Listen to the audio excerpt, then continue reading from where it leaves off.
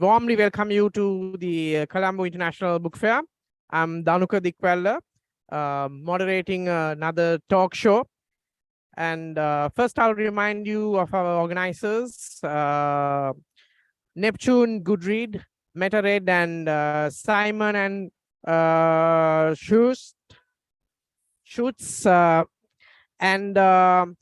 It's a rare opportunity that you get to talk to an author who is internationally acclaimed as well as a Sri Lankan. So with that, let me introduce you to the author of the day. It's an author who has done 3 books that has gone around the world with a great reputation to the Sri Lanka. And let me introduce you to Pramudith D. Rupasinghe. Welcome, Pramudith. So I'll let you introduce yourself a little bit for the audience to begin with. Pramudith, as Dhanuka correctly introduced, so I started my career as a humanitarian, and then today I'm doing my writing at part-time. But at the same time, I think it's a transformation that I've gone through from the humanitarian world to the writing world. So those are kind of, I would say, those are worlds that are like the waters that never meet most often. But in my case, that is contrary. Thank you. So it intrigues my mind because now you're a notable humanitarian diplomat, whereas writing is a complete another field. So I'm just curious, like you have excelled in both, and you have worked around the world in many continents, serving in the hot zones of where the war rages. So how do you manage to do your writing in the same fashion and same enthusiasm as your work that you do in your international field? I mean, it will be such an interesting thing to know how you manage that. Well, I think that in both the cases, what we do is working with people. I mean, as a humanitarian, what you do, we serve for people who are in need, or we work with people who are in need, because I'm hesitating to use the word that the beneficiaries, because it's like really a word that creates a power difference or imbalance.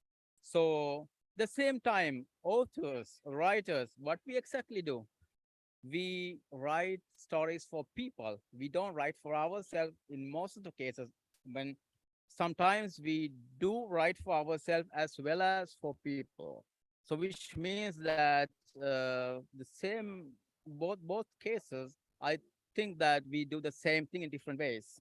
So in terms of excelling, I would say that humanitarian work has really supported me to write better, because I have this rare opportunity to explore the worlds that only a few could explore, visit the places that only a few could go, or few are allowed to go, and also to get aspiration from people whose stories have never been shared, or who don't have uh, really the chances to share their stories with the world.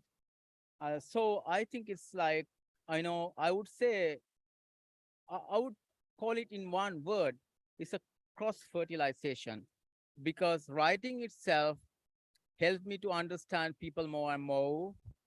At the same time, humanitarian world, or the life or the work, I would say, helped me to understand people at the same time. So what I see, I write, and what I write again help people. Well, thank you, Pramudit.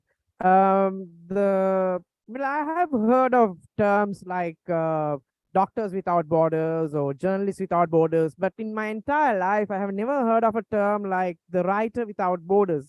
Now, if I'm not mistaken, the Mirror introduced this term to describe you and your work. So it begs a question now: what is this term? And I mean, I'm sure that it also talks about your uh, your experience in working in so many countries, and can you explain this term and how it came to being and how it impacts a writer? What is exactly the writer without border means for you and your books?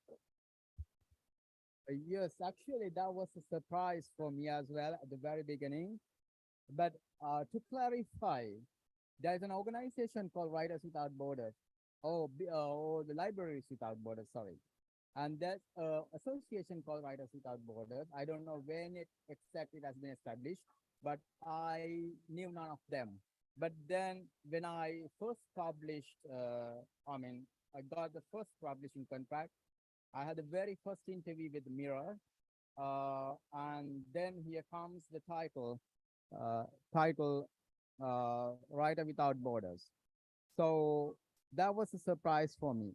Then I realized as I kept on writing, uh, most of my stories are set outside my country, home country, Sri Lanka.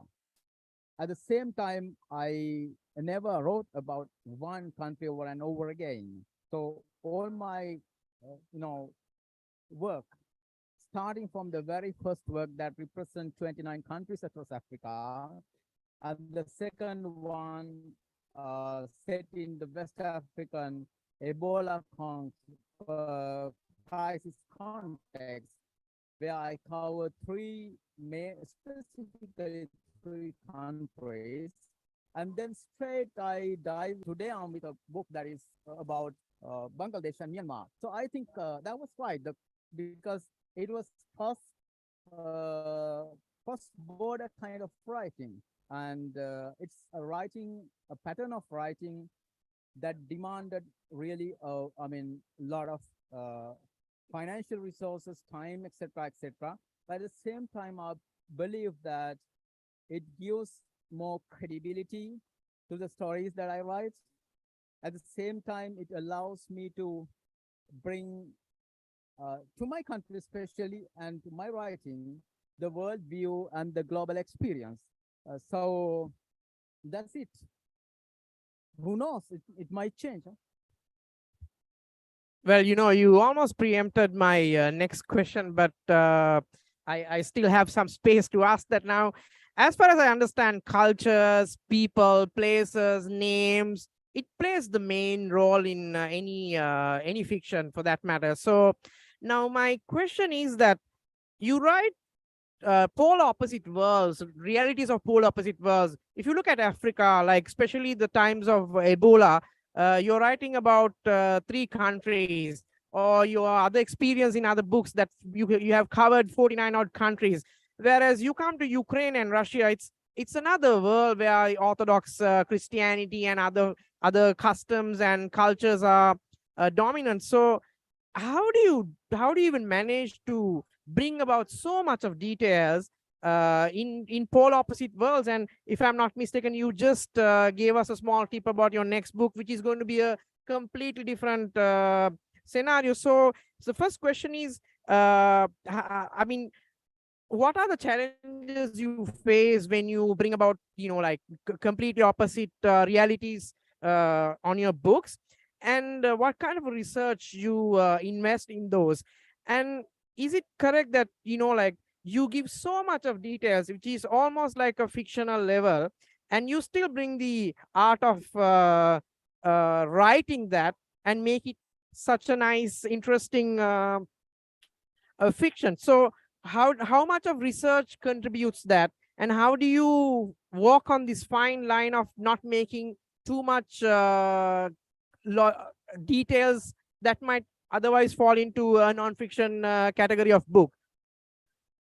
I think it's a very intriguing question for me as well. I believe number one is that to begin with, I don't write about the countries, but my stories are set in the countries. Because if I see that I write about the countries, that should fall into nonfiction or history or whatever other things. But I don't do it, which means that my stories are set in different contexts, and also I do go to those places, physically live in those countries, and then interact with people. It's really, for me, writing fiction set in a different countries, like, inhabiting somebody else's ecosystem and live their life, and then try to understand the whole cognitive process of a collective of people, and also at the same time explore more and more in detail the cultures,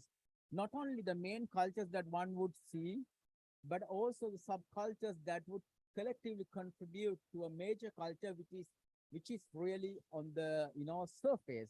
But my experience in writing such fictions across different cultures, it demands a lot of research, not only at the surface level, but also interacting with those people on and also witnessing the everyday life of people, and then also, like, I would use the word meditating on kind of things that they do and the places that we see on everyday life or on a daily basis, and also to read a lot about those places. But I don't 100% rely on reading, because now it's somebody else's view. We don't represent 100% the reality whatever we write. So it's really needed, or it's really required to go and see, for me especially, uh, and live with those people and have that authentic taste of the culture, gastronomy, everything else, and this place especially. So I think this is not that I do very well, but it's the fact that I spend more time understanding those people, and that naturally comes to my writing. Because if I say that I do very well in that, I don't know how many other writers do it. I don't have those statistics with me. So basically, it's the fact that I spend a lot of time in the places where I said the stories, and also I spend a lot of time with the people who are pretty much similar to my characters, the characters who are coming from those areas where I said stories. So collectively, all of these, I believe, contribute to my storytelling. So I think I did the justice to your question. Well, pretty much, yes. I mean, as far as I understood, living in those cultures, experiencing the gastronomy, and uh, seeing it firsthand gives you a much better knowledge and in-depth understanding of who they are, who their cultures, and what kind of lives they live, and probably their histories too. So I think that comes out in your work. So my next question is on your book, Behind the Eclipse. I think that was the one that set you on this journey. So I think it was written in the time of the Ebola crisis. If I'm not mistaken, you were also in charge of the operations to handle much of these Ebola uh, disease. So how it helped you, or how much of that experience contributed in this book, and what do you have to say about the impact of the book on your literary journey? So I'm very, very interested to know what the Ebola crisis really played in your life as a humanitarian work. I'm sure it was a very challenging, deadly disease to manage, and how did it contribute, and did it have any traumas, or what kind of mindset that created for you to do this book?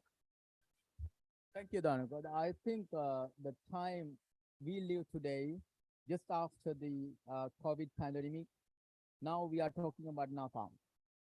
So it's pretty much kind of a hemorrhagic disease that, that's like Ebola with 75% almost the death rate. So the time of Ebola, I would say I don't deny that I was traumatized, because it was a time when I witnessed my staff falling one after the other. It's not easy to digest, even though you have you have a life, of a humanitarian, in which you always witness people suffering. But when it comes to you and your close circle, definitely is very traumatizing. So behind the eclipse, first of all, the idea to write actually came out as a coping mechanism. I was actually in Liberia and traveling to Ivory Coast, Guinea, and Sierra Leone, and I had a different manuscript. I think this may be the first interview I'm telling this. So that manuscript was about a child soldier in Sierra Leone. So I had done my researches and everything, and then I put that aside. And then I started writing or drafting another book. So I didn't have the title, but the title I picked from my previous manuscript, Behind the Eclipse. Because behind the eclipse, there is always light. So at the end of the epidemic, there will be light. That's what I wanted to mean. So the book, it was a very transformational journey for me because that took me out of my trauma. At the same time, it helped a lot to raise awareness across the world. So which actually set me in the global literary scene. At the end of the day, I think that was that's my identity. And I think that is the first book that really gave me that title, the Writer Without Borders. And it's a journey that started from that traumatic exposure, and now it has come to a level that it's a journey that really aims at healing people. Thank you. Well, it's very intriguing. So my next, before the next question, I have to tell you a small incident. Now in 2022 February, the world wakes to a shocking news of the Russian troops crossing Ukrainian borders and the Russian tanks rolling towards Kyiv. Now, the aim of the Russian geopoliticians probably seems to be annexing the eastern part of Ukraine and making some kind of a Russian world. In 2018, a writer from Sri Lanka writes about a Eurasian Confederation in one of his fictions that he writes about Russia and Ukraine. So let me ask you this question. Was it a coincidence? Because it's not every day that you can predict a world change. And by 2018, the world was a very different place. Russia was a very different place, and Ukraine was a completely different place. And what made you write in Bayan that? How did you predict this? What was your intuition? How did you come to that conclusion? It's completely a paradoxical thing. So, would you care to explain that? Difficult. However, I think that that moment, even I didn't know. Basically, what I noticed was that the sentiment that was divided. In the East, people had different thoughts about Russia. In the West, people have had different thoughts, and some people had mixed feelings. And there was a specific segment of population in Ukraine, those who have lived through the Second World War uh, and rise and fall of the Soviet Union, and then struggling to adapt to new world's democracy, etc. So that was the generation I wrote about. So initially, this was more often speculative fiction with historical and philosophical elements, which means like it's across so many genres. But I never thought, and sometimes I feel guilty of writing it because now it's a historical fiction. Then coming back to your question, of course, I never had an idea. Uh, to be very honest with you, uh, I had a feeling that this may divide, but I never thought of a war. And it was far away, but I had the feeling that people are divided. And also coming from Sri Lanka, I know and I knew what the division looked like and its repercussions. And Bayan was initially it's about aging in a time that changes, but I never thought that change would be the change that has happened today. I was not prepared for that. So I'm really feeling guilty about that.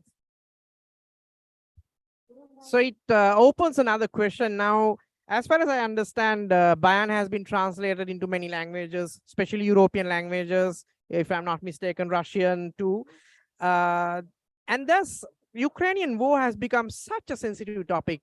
So, uh, I mean, to come out with this kind of a controversial idea, of course, beforehand, uh, is there a pushback towards your book, or is there a big acceptance, or is it a very controversial book in Europe? As far as I have heard, the book is really going in many important decision-making circles, and it's winning attention. So, being a very sensitive topic, and especially about predicting about probably the end of this war, what could happen. How does Bayan fares its this world? Well, we can please people writing about what people wants to hear, and we can also write about things straightforward. And it's all about whether you respect the integrity or not. For me, what was important and what is important is to write maintaining my integrity. So what I felt, I wrote. And the rest of journey of the book, I didn't know. But then, of course, after 2022, Bayan, I mean, 2021, Bayan was still making a very, very good journey. And it won Golden Aster Award for Global Literature 2020. And it was awarded in 2021. And then I got translation contracts with reputed publishing, publishers in France, Germany, etc. And then actually, I felt okay. So uh, whoever, okay, so the public eye or the public opinion, I cannot change. So I was ready for that. But at the end of the day, the reaction was very different. I think Bayan uh, tells the truth about that generation I came across. People who are in their 70s today. So, and it is something that nobody can deny. And at the end of the war, whoever who wins, I would say the story of Bayan will remain a reality. But not only for this generation, but the generation who have gone through this war today. So across Europe, Bayan has accepted pretty positively. I don't have an idea about Russia because information doesn't flow much to outside. But in Ukraine, it's been featured in many campaigns and in France as well. So as per my understanding, Bayan is very truthful, a story of a man who has gone through enough. And they are the ones who say enough is enough at the moment to everybody who are involved in the war. I think that's it. That's a book of a generation who have encountered the lost multiple times. So in essence, you are holding forth with your title, the writer without borders, without being having any obligation towards any political alliance, which is great. Now, you have written two books on Africa and one book on the Eurasian continent, where the Russia-Ukraine incidents play. I understand that Africa is such a diverse place with millions of different people, cultures, food, whatnot, and a great history. And same with the Slavic nations. Let me ask you this now. Sri Lanka has a huge set of diverse things that is happening. Sri Lanka experienced the war and so many political turmoil, resistance movement. I mean, Sri Lanka has gone through a full cycle of events, and there's so much of culture, different incidents, uh, colonialism. There's so many topics that one can easily do one or few books. Why you have never paid any attention towards Sri Lanka? I mean, I personally feel there's so much of merit to write about your country, and you're an international writer who has a golden touch of many places, but you were born here. Are you not going to write anything about Sri Lanka, or is there any reason for that? Or will you have any good news about for that about Sri Lanka? Maybe you have a clientele or a readership that want to do you to do a book about Sri Lanka. So are you not going to listen to the quest? Thank you for highlighting that. First of all, I think that in terms of diversity, as you spoke about that, yes, we talk about diversity in Sri Lanka, but Sri Lanka is not as diverse as many parts of the world. We have, we have certain differences and people with certain differences, and we have a couple of faiths. But I think Sri Lanka is very least diverse country. But it's not the reason why I have not written about Sri Lanka. So first of all, if I look back and evaluate how I became a writer, so when and where I became a writer, it all started from Africa. So where I had the aspirations, because at that time I was living in Africa. 7 years is not, it's not like 2 weeks. So, and that's where I started first. And then I moved to East Asia, where I had, I started writing as well. And then in Ukraine, I have very close ties with the country, and especially Eastern Europe. But it doesn't say that I mean, the fact that I have not written so far about Sri Lanka doesn't say that I would not write about Sri Lanka.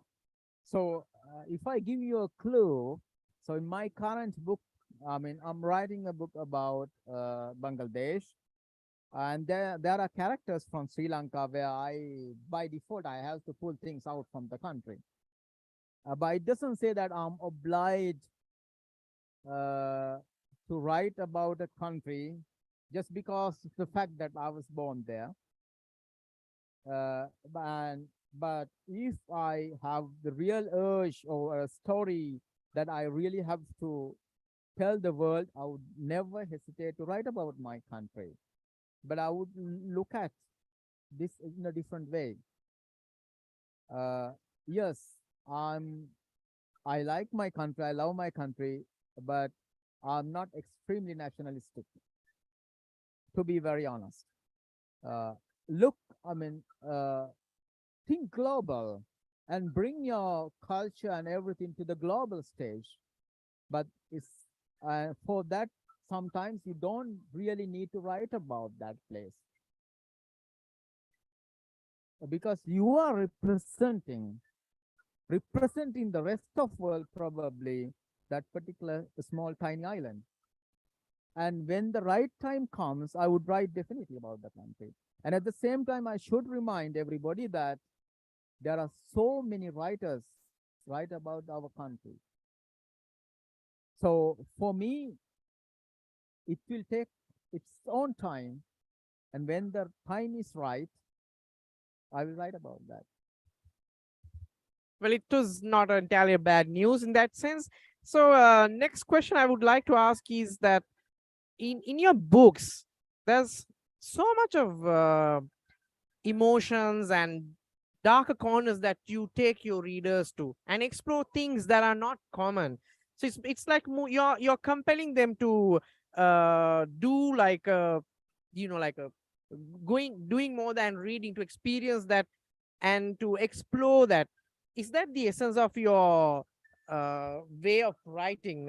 Is that how you bring about your style? Uh, Before I was a writer, even today, I'm a psychologist. So emotions, I mean, even if you forget about that, emotions are a part of our life. We cannot deny that. For sure, I think every writer writes about emotions, depict emotions, and human feelings in general in different ways. Probably what you have highlighted is just because of the fact that I go in depth exploring human emotions because I was trained for that. Uh, I repeat, I was trained for that. So I think that is what you have may have noticed. And also at the same time, I would say that without, like your identity is based on how you really depict or show rather than telling in a story, which means that the less you tell, the more you show, the better the reader can really, visualize the story. So, and it's for me, it's very important uh, to give that priority to the human emotions, not at the surface level, but also going profoundly in them and explore the latent elements of that. And so advantage for me, I mean, my advantage is that I was trained for that. So it's the blend that being a psychologist and being a humanitarian and then taking the pen to write about what I've witnessed. So it's more like you don't write to please, but rather you make your readers experience and face the realities in essence. Is that correct? Well, I've never written for pleasing anybody, first of all. But at the same time, you have to accept the fact that if you don't write to please, or whether you don't choose to write to please, there will be always a group who will admire your writing and then who will criticize your writing. That that's the facts. But I mean, basically, when you take your pen to write a story, you don't pay. If you decide to pen down something just to please somebody else, that will never work. I mean, again, I'm coming back to the integrity. Integrity is essential. If you don't have the integrity to your story, which means that you are trying to do something for somebody else. It's like working for an organization, working for an entity. You are not doing your own thing. So for me, I don't try to please, number one, but I mean, there are two ways. I mean, when you really choose to not to write to please, first one, you can really pen down a story that one would read the first 10 pages and throw the book, hating it. But I don't choose that. But if you can write a book without please, I mean, not to please anybody, but to make sure the reader reads until it's end and say, I hate it, I would write that. Well, that's great. Now, Bayern kept making headlines throughout the world.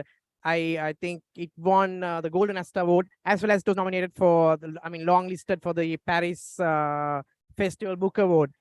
So it's not every day that a writer from Sri Lanka gets to be nominated or awarded in such such prestige award.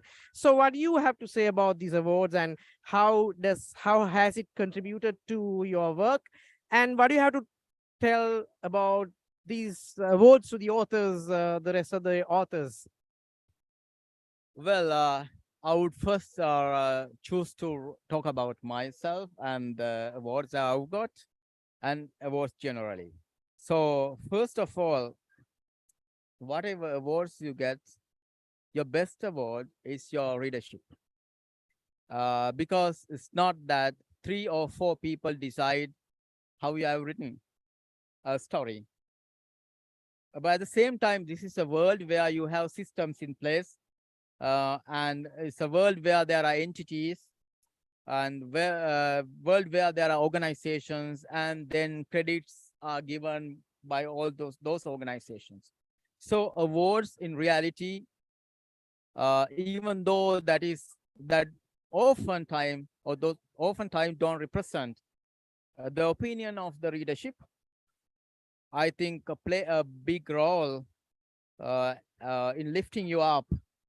That is undeniable. So I don't have really, I say that awards are really kind of, like boosters. But the best award a writer could get, it's not what you lift in a stage and then you talk about that in 1 or 2 minutes and then you get the prize and walk out. But for me, it's, to be honest, the readership. And readership across the world, which means that not only the readers who read in the language that you write originally, because the market penetration is very business term, but I would say that it is important. Unless you take your story across the borders, you would not tell your story to the world. English is not the only language spoken in this world. So for me, a word is, something like a booster, but it can be used for, enhancing your readership and also like reaching out, etc. That should be done by anybody who has won an award, which I do as well. But for me, most important thing is my readership that I embrace unconditionally. Thank you. Pramudith, now in 2018, you do your last work, and it's been half a decade, and we have not heard of any new book coming or any such products or a kind of a heads up with that. Don't you think having tens of readership and hundreds of followers, it's unfair by your readers that you have not given them something to hold on to? I understand writing a fiction is time consuming, and it doesn't work like any other work. I think there's an excess of time which you have to think of. But is there any good news that you can break today with your readership, and as well as whoever is joining our forum in this? Well, the first thing is that 5 years, it's not a long time. Because writing fiction, for me, I think that most of my books have taken more than 5 years to write. And then you have to do some other work as well behind the scene. So a book coming out after 5 years of silence is not something extraordinary for me. Or for most of writers, I would say, the international writers. Because to do a good work, especially work of fiction, and the things that I do, it takes time. So, but still, I have a good news that I started in 2017 in Bangladesh. So it's I would be positive that it would come out at least next year. But I cannot give specific timelines because of the fact that I mean, you are never able to predict such things. It's creative expression, creative work. It is very dynamic, and then sometimes you got to change them. And as the time passes, there are elements that you need to update. So I'm not making my readership, readers frustrated, but still, to be very truthful, let's say end of next year or probably the year after. That means the 7th year would be counted. I think it's good news, all you heard of. And I have one more question before I go to the audience. So, as an experienced and award-winning writer, what do you have to share with the up-and-coming writers? What kind of experience, or what is the news that you would like to share with them? Especially given the fact that writing a book and publishing it is completely two different things, and it takes its own lifetime. So would you be guiding them through this? Can you give them a message that you should be heard, especially the Sri Lankan up and coming writers and writers in general? Number one, be patient. It doesn't come out, like it's not a product of 365 days. It doesn't happen. And number two is be yourself. Don't write for something and for someone. And number three, I would say, the writing is a meditation, by the way. So that means that you have to create your own space. Don't occupy anybody else's space and try to write something. You cannot do that. So you have to first clear your ground, and then you have to plant your own trees. Thank you. Well, I think that's one of the golden advices I've heard.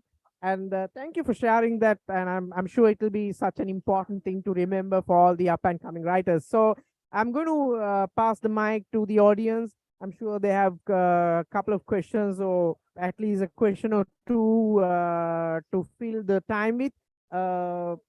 Would you mind? Yeah, thank you, Danuka. And hi, Pramudith. My name is Angela. And I think most of the parts that questioned me already been asked from you, and I got the answers. But at the same time, I see in your book that you have used local terms, which it is it's not only unique, but not many writers do that. Okay, so what I see, it just like as a reader, it elates me, like it elate my feelings. But at the same time, I was like thinking of for common readers, don't you think it's like going through a separate way, going ahead and checking the terms, and it kind, I feel like it just disturbing their meditation kind of a reading. And do you have anything to say about it? And is that because you are a humanitarian, and you're not only a writer, you are many more things? So is that your unique style of doing it, or I would like to get to know more about it. Thank you. Thank you so much for the question. It's very interesting. The first of all, what we don't understand today, when I look at so many, the writing of many people, is that we don't accept the language is dynamic. We don't have Middle English today. The English that was spoken that time in UK has changed a lot. And we don't have, English as an international language. As a person who speaks more than two international language, I know that the language spoken in different parts of the world has changed a lot. And they have also created different like creoles or dialects, etc., that stand, alone and stand out from the main language. So for me, I don't like this sense of, the native style, etc., because it restricts me. But at the same time, when you look at my kind of writing, you will see that I set stories, oftentimes in the places where English is not spoken as main language. Take Ukraine. I mean, I don't know how many people, if you come across, I mean, if you walk in a main street in Kiev, you will not have, I mean, imagine as like the sample, out of 1,000, you will not have 10 people speaking English. And at the same time, these kind of settings, I mean, as a writer who write about the countries or the places or set the stories in such places, I think that it is important to give that credibility, authenticity to the stories with the local terms. And also books today, first of all, I'm writing to international audience. It's not UK. UK is just one country. Okay. So, and what is international today? You didn't know croissant 20 years ago in Sri Lanka. Only few people knew croissant. So we get exposed and we acquire those things. So it is usual that when you first come across a local term, if you are really interested in reading the book or understanding better, you will explore it. And then you will, know the story better. And the reading itself is an exploration, a meditation. So you have to focus on it, which means that for me, I may continue using my local terms, but to an extent that it doesn't really destroy the whole story. But for example, utilizing local terms with moderation is important, because it gives the authenticity. At the same time, it is beautiful. That is English today. In Nigeria, you have Nigerian English with a separate accent and separate ways of telling things, and so different expressions. In Caribbeans, you have different English. And in subcontinent, we pronounce very differently, and we have different ways of expressing things, and very flowery language. So that's the beauty of an international language, and that is what is international in it. So I think I did answer your question. Thank you, Pramudith. So with the limited time we have, I'll ask one more question, the last one. What is the message that you would like to convey to your readership? Okay, so be patient, number one. You will have a good piece of writing in coming years. At the same time, reading other authors are also important, because literature is not about myself. It's not about what I write. It's about what we as a collective produce to the world. So, and make sure that the habit is kept live. That will keep all of us live and our work live. Thank you. So thank you, Pramudith. It was a pleasure having you, and thank you everyone for participating in this. And I would also thank the organizers for this lovely event towards the evening. And I hope we had a great session, and we heard a lot from Pramudith and his work. And I think we have to we are glad that there is a good news about a future book. So with all that, wishing good luck for Pramudith, and everyone else will wind up our session. Thank you so much.